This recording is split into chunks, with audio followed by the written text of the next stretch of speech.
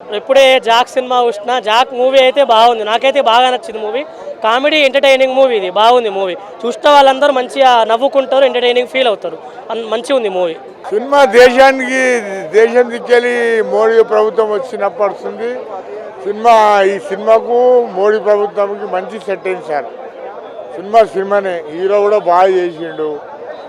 సిబిసిడి మింటూ చేయని పని ఒక పరుడు హీరో చేసిండంటే నాకు కూడా నచ్చింది. అందరు డీజే టీళ్ళు అనుకొని ఏదో అనుకున్నారు, కానీ సినిమా మాత్రం సూపర్, మంచిగా ఉంది. పాటలు సింపులే, కానీ ఇది దేశం సంబంధించింది కదా. ఇండియా ఈజ్ పాకిస్తాన్ లెక్క తీసిరు, బాగా అనిపించింది. నెక్స్ట్ హిట్ కొట్టేశాడు. సినిమా మాత్రం అదురుతుంది. డెఫినెట్గా రెండో షాట్ చూసుకోవడానికి వస్తాను నేను. అండ్ హైదరాబాద్ దక్కని భాష అవన్నీ ఉంటాయి. హైదరాబాద్ సినిమా అంతా ఈడ పక్కన తీస్తున్నారు, బాగుంటుంది. సో మెయిన్గా కంటెంట్ ప్రకారం చూస్తే కంటెంట్తో ఇంకా మెయిన్గా 3 క్యారెక్టర్స్, హీరోయిన్, మళ్ళీ సిద్ధు జొన్నలగడ్డ, ఇంకా ప్రకాష్ రాజ్, వీళ్ళతోనే కథ ట్విస్ట్లు అవన్నీ నడుస్తూ ఉంటాయి. ఓవరాల్గా సినిమా నేను ఇచ్చే రేటింగ్ 3.5 to 4. సాంగ్స్ ఇంకా హీరోయిన్ యాక్టింగ్ బాగానే ఉంది, బాగుంది. సాంగ్స్ కూడా బాగానే ఉన్నాయి. ఫైటింగ్ అదే యాక్చువల్లీ ఇది కొంచెం పాన్ ఇండియా ఆస్పెక్ట్ ఇంకా కొంచెం ఉంటుంది, అంటే terrorism kind of stuff. So commercial fighting అంటే అట్లా ఉంటుంది, అది స్టోరీకి తగినంత. డైలాగ్స్ బాగున్నాయి, అంటే ట్రైలర్లో చూసినవి ఇక్కడ కొంచెం కొట్టారు, అంటే మార్చారు కొంచెం. బూతులంతా లేవు, బూతులు ఏం లేవు, బాగుంది సినిమా. రేటింగ్ వచ్చేసి 3.5 to 4. అంటే చూడొచ్చు, ఫ్యామిలీతో వన్ టైం వచ్చి చూడొచ్చు. ఓవరాల్గా జస్ట్ ఫర్ ఫన్, అంటే మీకు మజా కావాలి, సిద్ధు వైబ్ కావాలంటే చూడొచ్చు, ఎంజాయ్ చేస్తారు. నేనైతే ఎంజాయ్ చేసిన. సినిమా అయితే సిద్ధు అన్న క్యారెక్టర్ బాగా నచ్చింది బ్రో, బట్ స్టోరీ అయితే నచ్చలేదు. యాక్చువల్లీ సిద్ధు అన్న ఒక 100 crore బడ్జెట్ అలాంటి మూవీస్లో ఉన్నాడు. ఇలాంటి సినిమా తీయడం చాలా అసలు నచ్చలేదు. అసలు ఎక్కడ కూడా సినిమాలో కనెక్ట్గా మనం రా ఏజెంట్ అంటాడు, తర్వాత ఒక కేసు అంటారు, అవన్నీ ఒకటి దాని చుట్టే తిరుగుతాయి. ఒకటే టాపిక్, ఒకటే పోతూనే ఉంటుంది, స్టోరీ లాగ్ అవుతూనే ఉంటుంది, ఒకటే దాని మీద సాగుతూ ఉంటుంది తప్ప స్టోరీ కనెక్ట్గా మనం యాక్చువల్లీ కనెక్ట్ కావడానికి ఏం లేదు సినిమాలో. ఒక సిద్ధుబాయ్ పర్ఫార్మెన్స్ మాత్రమే బాగుంది సినిమాలో. సో మిగతాదంతా నాకు సిద్ధు అన్న అంటే చాలా ఇష్టం.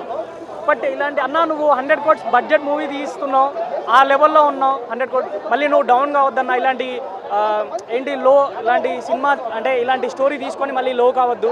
నువ్వు హై రేంజ్లో ఉన్నావు, అలాంటి స్టోరీలే తీసుకో, నీకు కామెడీ చాలా సెట్ అవుద్ది. సో ఇలాంటి మాస్ అని రా అని ఇలాంటి సెట్గా ఉన్నా మనకు కామెడీ మాత్రమే సెట్ అవుద్ది. సో కామెడీ, లవ్ ఇలాంటివి తీయు, కామెడీ చాలా వర్కౌట్ అవుతుంది అన్న. డీజే టిల్లు లాంటి అదే ఆ తరహా పాత్రలు తీసుకో. ఎందుకంటే ఈ స్టోరీలో మనం వెళ్తూ ఉంటాం తప్ప ఎక్కడ కూడా ఇది రాయేంచుడు ఒక రాజేంజ్ మూవీ. సో కనెక్ట్ కామన్నమాట, ఒక క్యారెక్టర్కి ఒక క్యారెక్టరు. అసలు వైష్ణవి చైతన్యకి ఈ సినిమాలో నార్మల్గా ఉంది, అంటే తనకు అంత పెద్ద క్యారెక్టర్ కూడా లేదు, స్కోప్ లేదు సినిమాలో. ఓన్లీ సిద్ధుబాయ్ తన పాత్ర తను చేసుకుంటూ వెళ్ళిపోయాడు, సినిమా మొత్తం తనే ఉంటాడు.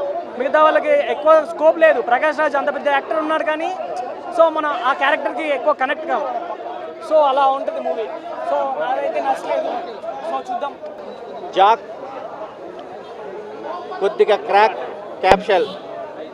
బొమ్మరిల్లు భాస్కర్ గారి డైరెక్షన్లో జనరల్గా ఏంటంటే ఫ్యామిలీ సబ్జెక్ట్లో వస్తున్నాయి, బట్ డిఫరెంట్ జోనల్లో ఒక మంచి యాక్టివ్ కాన్సెప్ట్ తగ్గట్టుగా, బాడీ లాంగ్వేజ్ తగ్గట్టుగా సిద్ధు జొన్నలగడ్డ రా నేపథ్యంలో ఒక చిన్న డిసప్పాయింట్ ఇన్సిడెంట్ని లైఫ్ బూస్టప్గా చేసుకొని దేశం మీద చూపించే ఒక యాక్టివేషన్ అనేది కొత్త వేరియేషన్ అనిపించింది.